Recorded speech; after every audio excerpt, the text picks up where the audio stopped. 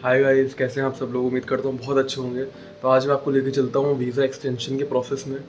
क्या क्या रिक्वायरमेंट्स होते हैं, क्या पूरा प्रोसेस होता है बेसिकली वीज़ा एक्सटेंड करने का, और कहाँ जाना पड़ता है, क्या रहता है, सारा मैं आपको स्टेप बाय स्टेप बताता हूँ सब कुछ। और चलिए शुरू करते हैं वीडियो को। और मैं लेके चलता हूँ आपको। अभी मैं यहाँ से निकल रहा हूँ। अब जैसे कि टाइम हो रहा है 5:36 और मैं निकल जाऊँगा करीब 6 बजे के आसपास, क्योंकि मेरी जो फ़्लाइट है वो 10 बजे की। तो एटलीस्ट आप 3 घंटे पहले पहुँच जाइए एयरपोर्ट, सही रहता है वो। क्योंकि आप कुछ भी अगर सपोज करिए, कुछ भी फॉर्मेलिटीज़ है या कुछ भी एक्सरसाइज चीज़ें हैं, तो आपके पास टाइम रहेगा फिगर आउट करने के लिए। सेकेंडली, आप लोग जब जाए ना, तो अब जैसे कि आपके टाइम पे डिपेंड करता है। मेरा जैसे कि अब 10 घंटे बाद की फ़्लाइट है, 10 घंटे में नहीं 12 घंटे बाद की फ़्लाइट है।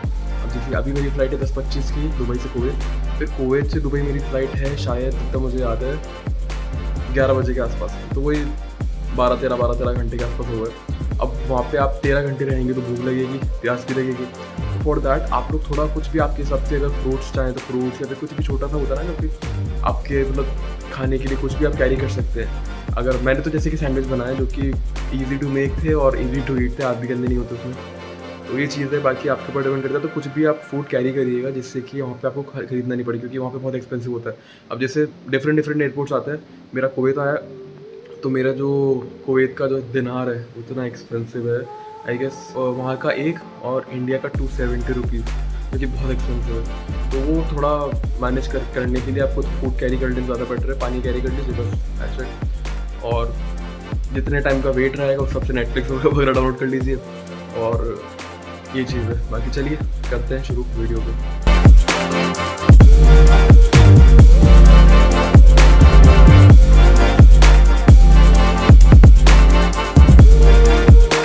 गाइस अभी 6:30 बज रहे हैं एंड अभी जो चेक इन है वो ओपन नहीं हुई। चेक इन ओपन होगी 7:30 के आसपास तक। तो अभी उसमें 1 घंटा है। तो उस 1 घंटे में वहाँ बैठने से बेटर यहाँ पे मॉस्क भी थी, तो मैंने यहाँ पे प्रेयर्स करी एंड फिर मैं ब्रेकफास्ट करके चल गया नीचे चेक इन वाले एरिया में। एंड लकीली जब मैं नीचे पहुँचा तब जस्ट चेक इन स्टार्ट हुई थी, तो मेरा नंबर काफ़ी जल्दी आ गया था लाइन में। तो गाइस इसमें कुछ एडिशनल स्टेप्स नहीं होते हैं। जो आप नॉर्मल फ्लाइट लेते हैं वैसा ही होता है। आपको चेक इन काउंटर पे जाना है, टिकट दिखाना है, पासपोर्ट दिखाना है, देन आपको बोर्डिंग पास दे देते हैं वो। तो बेसिकली ये बहुत सिंपल स्टेप होता है। बाकी मैं आपको rest of step by step बता दूँ। जैसे कि मुझे अभी बोर्डिंग पास मिल चुका है। अब मैं जा रहा हूँ आगे नेक्स्ट स्टेप के लिए, यानी कि बोर्डिंग वाले एरिया में। तो देखिएगा ये भी एक चेक इन का ही पार्ट है। इसमें क्या होता है, आपको अपना पासपोर्ट स्कैन करना होता है, प्लस जो कैमरा होता है उसके अंदर देखना होता है, आपकी फोटो क्लिक होती है एंड फिर वो गेट्स ओपन हो जाता है। अब देखिएगा ये जो प्रोसेस है सिक्योरिटी चेक का प्रोसेस है। आपको यहाँ पे अपना वॉलेट, अपना बेल्ट वगैरह सब कुछ रिमूव करना होता है एंड वो ट्रे में डालना होता है। उसके बाद ये चेक होने के बाद आप जाते हो बोर्डिंग एरिया की तरफ। अब जैसे कि मेरा जो एयरपोर्ट था वो था टर्मिनल 2, क्योंकि बहुत बड़ा था तो मुझे मेट्रो लेनी पड़ी थी यहाँ से। अब देखिए मेट्रो लेकर मैं इधर आ चुका हूँ। ये है मेन बोर्डिंग एरिया, ठीक है। अब यहाँ पे क्या है, जो भी सारे जो बड़े ब्रांड्स होते हैं एंड जो ड्यूटी फ्री जो चीज़ें होती हैं वो यहीं मिलती हैं, जो कि बहुत ही ज़्यादा बड़ा था। यहाँ पे मल्टीपल ब्रांड्स भी अवेलेबल थे, प्लस यहाँ पे करेंसी एक्सचेंज का काउंटर भी था। अब देखिए मेरी बोर्डिंग हो चुकी है। अब मैं जा रहा हूँ प्लेन की तरफ। तो अब ज़्यादा कुछ नहीं होता। जो बोर्डिंग का जो एरिया होता है वहाँ पे काउंटर लगा होता है, वहाँ पे आपको अपना बोर्डिंग पास देना है। वो उसमें से एक स्लिप कट करके खुद रख लेते हैं, प्लस रेस्ट ऑफ जो पार्ट होता है वो आपको दे देते हैं। तो देखिए जो नॉर्मल अपना जो आप फ्लाइट लेते हैं, चाहे वो लोकल हो चाहे इंटरनेशनल हो, सेम प्रोसेस वैसा ही है। बस इसमें एक स्टेप एडिशनल है, वो मैं आपको दिखाता हूँ वो क्या है, जो सिर्फ वीज़ा एक्सटेंशन वालों को करना होता है। तो देखिएगा इसमें कुछ आपको पर्क्स बताता हूँ। बीइंग टॉल, जैसे मेरी हाइट 6'3" है अल्हम्दुलिल्लाह। तो मुझे यूजुअली क्या होता है, जो विंडो सीट होता है, जो इमरजेंसी वाला एग्जिट होता है ना, वही वाला सीट मिलता है। उसमें क्या सबसे ज़्यादा लेग रूम भी होता है, प्लस विंडो सीट रहता है। तो उससे बढ़िया तो क्या हो सकता है।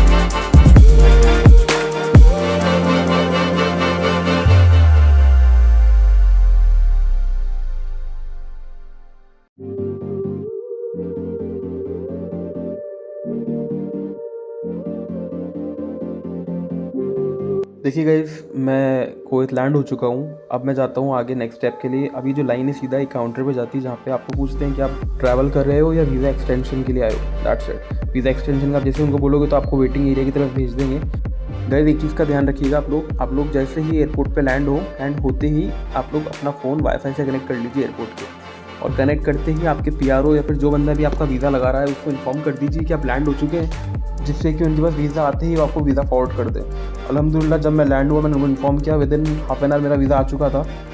वीज़ा आते ही मैं गया काउंटर पे, मैंने उनको वीज़ा दिखाया प्लस मेरा पासपोर्ट दिखाया, उन्होंने मुझे बोर्डिंग पास दे दिया। बस इतना सिंपल स्टेप होता है गाइस कि आप देख लीजिए, आपके सामने सब कुछ मुश्किल नहीं है। अब देखिए बोर्डिंग स्टार्ट होते ही मैं पासपोर्ट एंड बोर्डिंग पास लेके काउंटर पे गया, स्कैन कराया एंड बस मैं रेडी हूँ वापस दुबई फ्लाई बैक करने के लिए। गाइस एक सजेशन देना चाहूँगा, जैसे ही आपका वीज़ा आपके पास आ जाए आप जाके अपना बोर्डिंग पास ले लीजिए। उससे क्या होगा कि आप अपने चॉइस के अकॉर्डिंग सीट ले सकते हैं। अब जैसे कि मुझे अगेन विंडो सीट चाहिए थी, तो मेरा वीज़ा आते ही मैंने जाके पहले विंडो सीट ले ली। अब गाइस बाकी के जो स्टेप्स है वो वैसे ही नॉर्मल है, जैसे आप नॉर्मल कोई कैजुअली फ्लाइट लेते हैं, दैट्स इट, कुछ अलग नहीं है। जो अलग था वो वीज़ा एक्सटेंशन वाला था, वो अपन ने कर लिया है। तो आप एक तो कॉन्फिडेंस रखिए, कोई ऐसा डरने वाली बात नहीं, कोई आप क्राइम नहीं कर रहे हैं जो आप सोचेंगे कि भाई क्या होगा, ये होगा, वो होगा। बहुत सिंपल स्टेप्स है और कुछ मुश्किल नहीं है। और कहीं अगर आप अटक भी रहे हैं तो किसी से पूछ सकते हैं आप, कोई डाउट वाली बात नहीं है।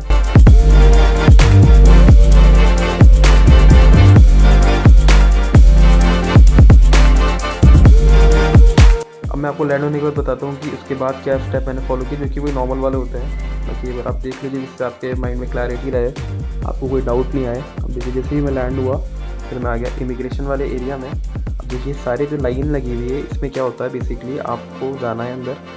देखिए इसके अंदर आप जैसे एंटर हुए, आपको पहले कैमरे में देखना है, आपकी फ़ोटो क्लिक होगी। देखिए सामने आप एक लाइट ब्लिंक कर रही होगी रेड, आपको उसको देखना है, आपकी फ़ोटो क्लिक होगी। फ़ोटो क्लिक होते ही आपको बोलेगा कि आप अपने डॉक्यूमेंट्स स्कैनिंग में लगाइए। एंड ये देखिए आपको अपना जो डॉक्यूमेंट है यानी कि जो पासपोर्ट है, उसको आपका जो फ्रंट पेज होता है जहाँ पर आपका नाम लिखा होता है वो स्कैन करना है। एंड स्कैन करने के बाद आपके जो डोर होता है वो ओपन हो जाएगा बेसिकली। एंड उसके बाद एक छोटा सा सिक्योरिटी चेक होगा। आप जो भी हैंड बैग या जो भी बैकपैक कैरी कर रहे हैं वो एक स्कैनिंग मशीन में डाल के आगे से निकालना है, दैट्स इट। तो गाइज़ ये था एक वीडियो वीज़ा एक्सटेंड करने का। सारे मैंने इसमें आपसे स्टेप्स शेयर करे, बट स्टिल अगर कोई डाउट है तो आप लोग कमेंट करिए। And thank you so much video देखने के लिए। एंड वीडियो लाइक करिएगा, शेयर करिएगा एंड सब्सक्राइब करिएगा, प्लस बेल आइकन में टर्न ऑन कर दीजिए जिससे कि जब भी मैं वो वीडियो अपलोड करूँ तो नोटिफिकेशन आपके पास आ जाए। Thank you so much for watching, stay tuned, take care.